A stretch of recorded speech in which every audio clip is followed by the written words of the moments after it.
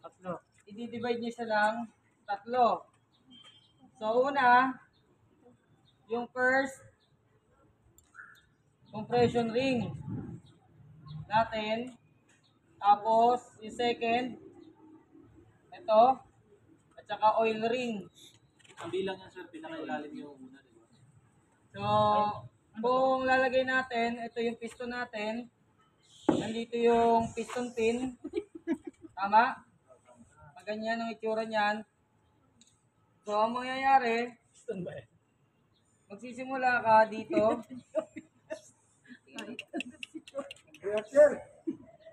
Dito sa gilid. Kailangan may skirt din malaki. So, dito tayo. Dito magsisimula yung first compression ring sa 12 o'clock. Susunod, yung second compression ring dito mapupunta sa 5 o'clock. And then, yung sumunod natin ay oil ring. So, yung oil ring po natin, mapapansin nyo, ay pasigsag po siya. Ganyan po yun. So, magkaiba yung oil ring natin, no? So, ito naman ay 7 o'clock or 8 o'clock, no? So, ganun po ang method po niyan. Bakit?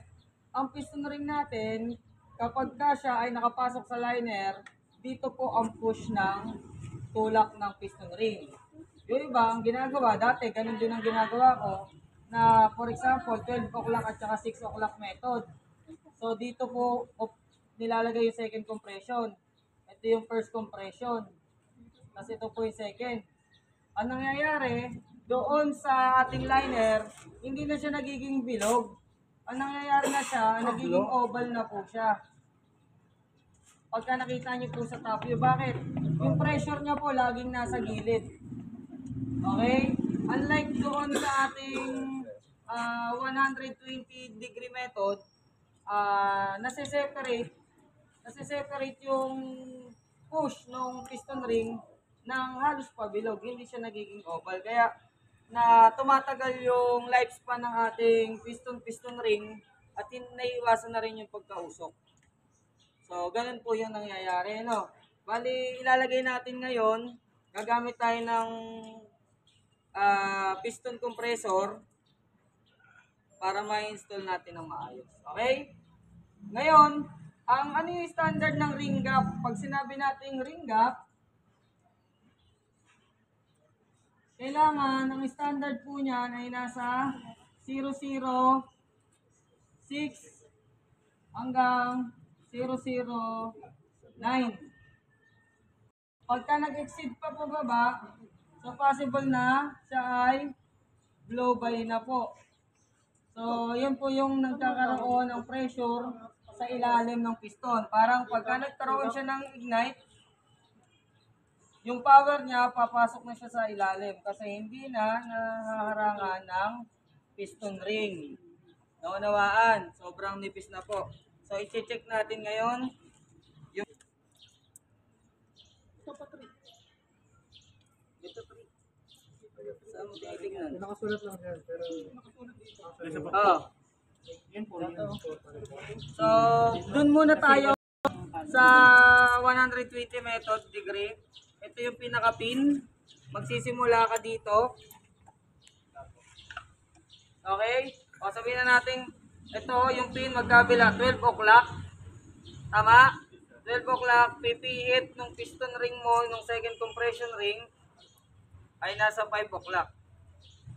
Okay? Sumunod po, yung oil ring natin, nasa 8 o'clock po siya. So, kailangan, doon po pumasok yung ating Parang walang pinset. piston ring. Ano ito tutok, sir? Ito, yung ring gap. Okay? So, doon po siya. Ngayon, pag ilagay siya, na natin isuksok piston block. Naunawaan. Ngayon, para ma-sure natin, dahil hindi naman natin ito na-open, magbubukas ako ng isa para lang makita nyo yung ring gap kung siya ba ay start doon sa sleeve natin o sa bore natin or sa liner natin. natin kung sakto pa ba yung ring gap niya o hindi na. Ngayon, pag sinuksok niyo po siya, hindi pa pwede na tagilid. Hindi niyo po masusukat. Saksakan niyo po ng piston. Okay? So, dahil pantay na, at saka natin ipipili.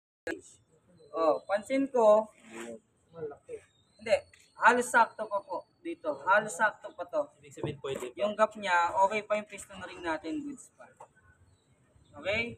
Pero ang standard po talaga niyan, meron tayong filler gauge. So, i-connect natin. May filler gauge ba kayo? Inch yan, inch.